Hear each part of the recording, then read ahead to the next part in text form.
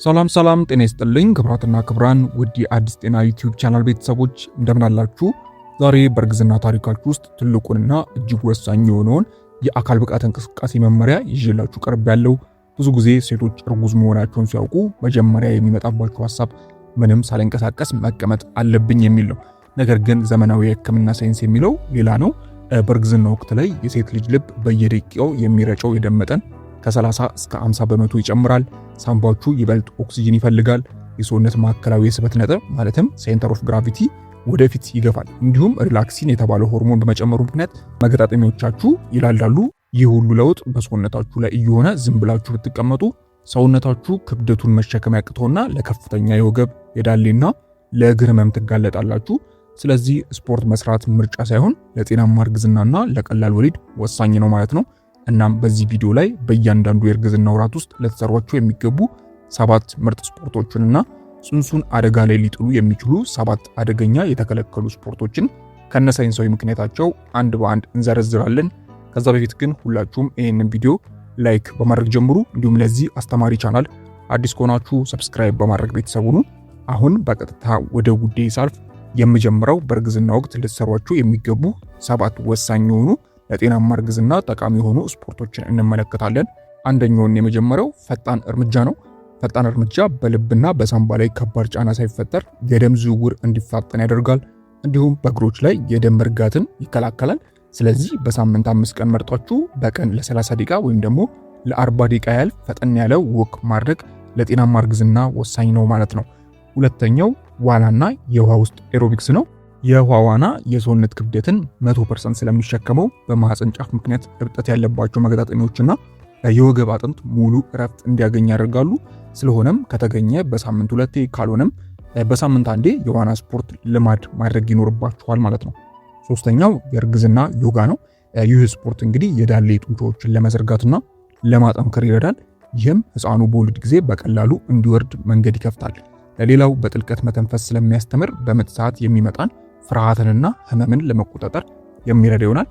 ነገር ግን ልብ ማለት ያለባችሁ ጉዳይ ዮጋን ስትሰሩ ሆድ የሚያጣመሙ ወይም ደግሞ በሆድ መተኛት ከሚጠይቁ እንቅስቃሴዎች ሙሉ በሙሉ መራቅ ይኖርባችኋል ማለት ነው።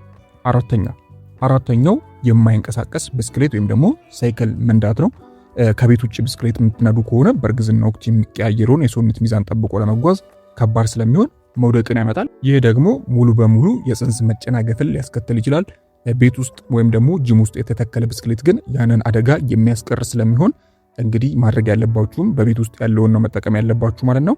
ከዚህም አልፎ እንግዲህ ይሄ ስፖርት የባትንና የጭንን ጡንቻ የሚያጠነክር ስለሆነ በቤት ውስጥ ወይም ደግሞ በጂም ውስጥ ያሉትን ብስክሌቶች መንዳት ይኖርባችኋል። ለጤናማ እርግዝና ወሳኝ የሆነው የስፖርት አይነት ነው ማለት ነው።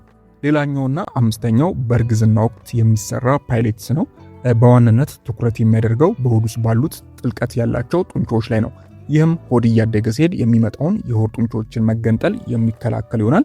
ይህንን ስፖርት ስትሰሩ በጉልበትና በእጅ መሬት ላይ ተደግፎ እጅና እግርን ወደፊትና ወደ ኋላ በመዘርጋት ነው የሚሰራው ማለት ነው። ቀላል ስፖርት ነው፣ ግን በጣም ጠቃሚ የሆነ ስፖርት ነው ማለት ነው። ቀጣዩና 6ኛው ቀለል ያሉ ክብደቶችን ማንሳት ነው። ይህ ስፖርት ከወሊድ በኋላ ልጁን ለመሸከም ጡት ለማጥባትና እቃዎችን ለማንሳት የሚያስፈልገውን የላይኛውን የሰውነት ክፍል ማለትም ትከሻ፣ እጅና ጀርባን በሙሉ ማለትም እነዚህን ጡንቻዎች የሚያዘጋጅ ይሆናል ማለት ነው። ስለዚህ ከ1 እስከ 3 ኪሎ የሚመዝኑ ዳምፔሎችን በመጠቀም እጅን በማጣፍና በመዘርጋት ነው የሚሰራው ማለት ነው። ነገር ግን ክብደቱን ልብ ልትሉ ይገባል ማለት ነው። የመጨረሻውና 7ኛው በእርግዝና ወቅት ላይ ልትሰሯቸው ከሚገቡ ስፖርቶች መካከል የመጨረሻው የኬግል ስፖርት ነው። ይህ ስፖርት ከውጭ አይታይም። የማህፀን የፊኛና የአንጀት ደጋፊ ጡንቻዎችን የሚያጠነክር ይሆናል። በእርግዝና ወቅትና ከወሊድ በኋላ የሚመጣን ሽንት መቆጣጠር አለመቻል ሙሉ በሙሉ የሚከላከል ይሆናል ማለት ነው። ስትሰሩትም እንግዲህ እንዴት ሽንትን በኃይል አቅፎ የመያዝ ያህል የዳሌ ጡንቻን ለ5 ሰከንድ ማጠንከር፣ ከዚያም ለ5 ሰከንድ ማርገብ። ይህንንም በቀን 3 ጊዜ በእያንዳንዱ 10 ጊዜ መደጋገም ይኖርባችኋል ማለት ነው። እንግዲህ ውድ ቤተሰቦች ብዙ ስፖርቶች ቢኖሩም ዋና የሚባሉት እነዚህ 7ቶች ናቸው። ማለትም ፈጣን እርምጃ፣ ዋና፣ የእርግዝና ዮጋ፣ የማይንቀሳቀስ ብስክሌቶችን መጋለብ፣ በእርግዝና ወቅት የሚሰራ ፓይሌትስ፣ ቀለል ያሉ ክብደቶችን ማንሳትና የኬግል ስፖርት ዋነኛ የተባሉ በእርግዝና ወቅት ላይ ልትሰሯቸው የሚገቡ ወሳኝ እንቅስቃሴዎች ናቸው ማለት ነው። እስቲ አሁን በእርግዝና ወቅት በፍጹም የተከለከሉ 7 አደገኛ ስፖርቶችን ወይም ደግሞ እንቅስቃሴዎችን እንመልከት። አሁን የምንነጋገረው ክፍል የልጃችሁን ሕይወት የሚወስን በመሆኑ በጥንቃቄ እንድትሰሙኝ ይፈልጋለሁ። እነዚህን 7 ስፖርቶች የእንግዴ ልጅ ከማህፀን ግድግዳ እንዲላቀቅ በማድረግ የፅንስ መሞትን ወይም ደግሞ ያለ ዕድሜ መወለድን ሊያስከትሉ ይችላሉ ማለት ነው። የመጀመሪያው ቅርጫት ኳስ፣ እግር ኳስና መረብ ኳስ ነው። በእነዚህ ስፖርቶች ላይ ኳስ በከፍተኛ ፍጥነት መጥቶ ሆድ ላይ የማረፍ ወይም ደግሞ ሌላ ተጫዋች በክርኑ ወይም ደግሞ በሰውነት ሆዳችሁ ላይ የመጋጨት እድሉ 90% ያለው። ይሄ እንግዲህ ቀጥተኛ አደጋ ያለው ማለት ነው። ስለዚህ የቅርጫት ኳስ ማለትም ባስኬትቦል፣ እግር ኳስና መረብ ኳስ በጭራሽ መጫወት የለባችሁም ማለት ነው። ሁለተኛው ፈረስ ግልቢያና የተራራ ላይ ብስክሌት ነው። በእርግዝና ወቅት ሪላክሲን የተባለው ሆርሞን መገጣጠሚያዎችን ስለሚያላላ ሚዛን ለመጠበቅ አስቸጋሪ ነው ብያችኋለሁ። እናም ከፈረስ ላይ ወይም ደግሞ ከተራራ ላይ ብስክሌት ላይ መውደቅ በማህፀን ላይ የሚፈጥረው ድንገተኛ ስብራት እጅግ ገዳይ ነው ማለት ነው። ሌላኛው ከባድ የብረት ክብደት ማንሳት ነው። በጣም ከባድ ብረት ሲነሳ በሆድ ዕቃ ውስጥ ያለውን ግፊት በከፍተኛ ሁኔታ ይጨምራል። ይህ ግፊት ማህፀን ላይ በማረፍ ያለ ዕድሜ ምጥ እንዲመጣ ወይም ደግሞ የደም መፍሰስ እንዲፈጠር የሚያደርግ ይሆናል። አራተኛው በጀርባ ተኝቶ የሚሰሩ ስፖርቶች ናቸው። በተለይ ከ4ኛ ወር ጀምሮ ማለት ነው። በጀርባ በሚተኛበት ጊዜ የደረሰውን የፅንስና የማህፀን ክብደት ማለትም ቬና ካቫ የተባለውን ትልቁን የደም ስር ይጫነዋል። ይህ ሲሆን ወደ እናቲቱ ልብና ወደ ህፃኑ የሚሄደው የኦክሲጅንና የደም መጠን ይቀንሳል። እናቲቱ የማዞር ህፃኑ ደግሞ የኦክሲጅን እጥረት የሚያጋጥመው ይሆናል ማለት ነው። ስለዚህ ጥንቃቄ ማድረግ አስፈላጊ ነው። አምስተኛው ሆት ዮጋና ሆት ፓይሌትስ ናቸው። ማለትም መጠናቸው ከፍ ያለ ዮጋና ፓይሌትስ ናቸው። እነዚህ ስፖርቶች የሚሰሩት ሙቀቱ ከ38 እስከ 40 ዲግሪ ሴልሺየስ በሆነ ክፍል ውስጥ ነው። በእርግዝና መጀመሪያ ወራት የሰውነት ሙቀት መጨመር በፅንሱ የአንጎልና የነርቭ ስርዓት ላይ ከፍተኛ የአካል ጉዳት ነው የሚያስከትለው። ስለዚህ ሆት ከሆኑ ዮጋና ፓይሌትሶች መራቅ ይኖርባቸዋል ማለት ነው። 6ኛው ዘለላና ፈጣን የሆነ ኤሮቢክስ ነው። በተለይም ከዘፈኖች ጋር የሚደረጉ ከባድ እንቅስቃሴዎች፣ ከባድ መዝለልና ፈጣን የሆኑ ኤሮቢክሶች ጉዳት ይኖራቸዋል። ወደ ላይ መዝለል፣ ገመድ መዝለልና በኃይል መሮጥ በማህፀን ጅማቶች ላይ ከባድ መሳብና ህመምን ይፈጥራሉ። እንዲሁም በመገጣጠሚያዎች ላይ ከፍተኛ ጉዳት የሚያደርስ ይሆናል ማለት ነው።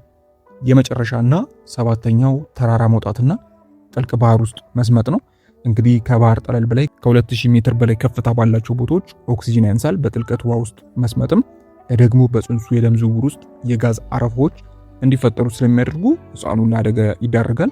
ስለዚህ እነዚህን ስፖርቶች ማቆም አለባችሁ ማለት ነው። የመጀመሪያው እንዳልኳችሁ የቅርጫት ኳስ፣ እግር ኳስና የመረብ ኳስ ነው። ሁለተኛው ፈረስ ግልቢያና የተራራ ላይ ብስክሌት፣ ሶስተኛው ከባድ ብረት ማንሳት፣ አራተኛው በጀርባ መተኛትን የሚጠይቁ ስፖርቶች፣ አምስተኛው ሆት የሆኑ ዮጋና ፓይሌትሶች፣ ስድስተኛው ዘለላና ፈጣን የሆነ ኤሮቢክስ፣ የመጨረሻውና 7ኛው ተራራ መውጣትና ጥልቅ ባህር ውስጥ መስመጥ ያሉ ስፖርቶችን መራቅ ይኖርባችኋል ማለት ነው። እርግዝና በየ3 ወሩ ይለዋወጣል። ስለዚህ ስፖርታችሁም አብሮ መለዋወጥ አለበት። የመጀመሪያው ትሪሚስተር ላይ ማለትም ከ1ኛው እስከ 3ኛው ወር ባሉት ጊዜ ውስጥ በዚህ ወቅት ዋናው ፈተና ማቅለሽለሽና ድካም ነው። ሰውነታችሁም በጣም ከደከመ ስፖርት አትዝሩ፣ እረፍት አድርጉ። የሰውነት ሙቀት እንዳይጨምር ጥንቃቄ ማድረግ ይኖርባችኋል ማለት ነው። ሁለተኛው ትራይሚስተር ላይ ማለትም 4ኛ፣ 5ኛ፣ 6ኛ ወር ላይ እነዚህ ወራቶች የእርግዝና ወርቃማ ጊዜ ይባላሉ።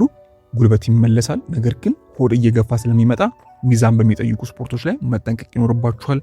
በጀርባ መተኛትን ሙሉ በሙሉ ማቆም ይኖርባችኋል። የመጨረሻው ትራይሚስተር ደግሞ ከ7ኛው ጀምሮ ያለው ማለት ነው። ከ7ኛው ወር ጀምሮ ማለት ነው። ክብደት በጣም ይጨምራል። በዚህ ወቅት ስፖርቱ ትኩረት ማድረግ ያለበት ለመውለድ መዘጋጀት ላይ ብቻ ነው። ስለዚህ እርምጃ የኬግል ስፖርትና የዳሌ መዘርጋት ብቻ በቂ ናቸው ማለት ነው። ስለዚህ ስፖርት በምትሰሩበት ጊዜ ልብ ልትሉት የሚገባ አንድ ድንቅ ሳይንሳዊ መቆጣጠሪያ አለ። እሱም የንግግር ፈተና ይባላል። ስፖርት እየሰራችሁ ካለ ከአንድ ሰው ጋር ሙሉ አረፍተ ነገር መነጋገር ከቻላችሁ የስፖርቱ ከባድነት መካከለኛ ነው ማለት ነው። ይህም ደህንነቱ የተጠበቀ ነው። ነገር ግን መነጋገር አቅቷችሁ ትንፋሽ ለመውሰድ የምታቆራርጡ ከሆነ ስፖርቱ ለእናንተም ለፅንሱም ከባድ ስለሆነ በፍጥነት በአስቸኳይ መቀነስ ይኖርባችኋል ማለት ነው። እስቲ አሁን አመጋገብን እንመልከት። የካሎሪን ማካካሻ ያስፈልጋችኋል። ስፖርት በምትሰሩበት ቀን ሰውነታችሁ ተጨማሪ ጉልበት ስለሚያቃጥል ጤናማ ምግቦችን ማለትም እንደ ሙዝ፣ አቮካዶና ለውዝ ጨምራችሁ መመገብ ይኖርባችኋል ማለት ነው። ሌላው ፈሳሽ መውሰድ ነው። ስፖርት ከጀመራችሁ 20 ደቂቃ በፊት 1 ብርጭቆ ውሃ በምትሰሩበት ጊዜ ደግሞ በየ15 ደቂቃው ውሃ መጠጣት ይኖርባችኋል ማለት ነው። ሌላው ልብስ ነው። በጭራሽ ሆድን የሚጨምቁ ጥብቅ ልብሶችን አታድርጉ። የጥጥና ሰፋ ያሉ ልብሶችን ተጠቀሙ፣ ስፖርት በምትሰሩበትም እንዲሁም በማንኛውም ሰዓት ማለት ነው። ሌላው እስቲ አሁን ሐኪም ጋር መቼ መሄድ አለባችሁ የሚለውን እንመልከት። ስፖርት እየሰራችሁ ማንኛውም አይነት ምቾት ማጣት ሲሰማችሁ እታገሰዋለሁ ማለት የለባችሁም።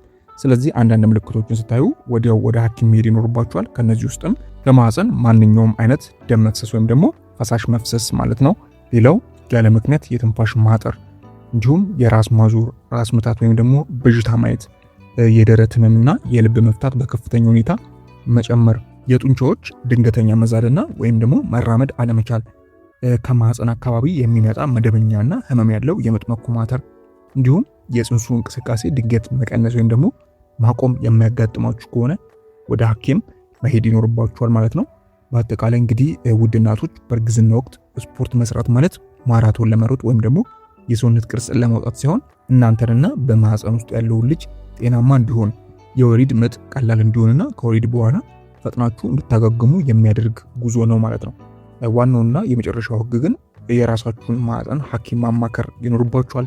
ምክንያቱም እያንዳንዱ እርግዝና የተለያየ መሆኑን ልብ ማለት ያስፈልጋል ማለት ነው። እንግዲህ ውድ ቤተሰቦች ለዛሬ ይሄ ነበረ። አይሆፕ በዚህ ቪዲዮ ላይ ጠቃሚ መረጃ እንዳገኛችሁበት፣ ሀሳብ አስተያየት እንዲሁም ጥያቄ ካላችሁ በታች በኮሜንት ማስፈራው ላይ ማስቀመጥ የምትችሉ ይሆናል ማለት ነው። እስከ ቪዲዮ ፍጻሜ አብራችሁኝ ስለነበራችሁ እጅግ በጣም አመሰግናለሁ። ፈጣሪ ያክብርልኝ። በቀጣይ በሌሎች ቪዲዮዎች የምንገናኝ ይሆናል። እስከዛው በያላችሁበት ፈጣሪ ሰላሙ ያብዛላችሁ። ደህና ሁኑ። ቻው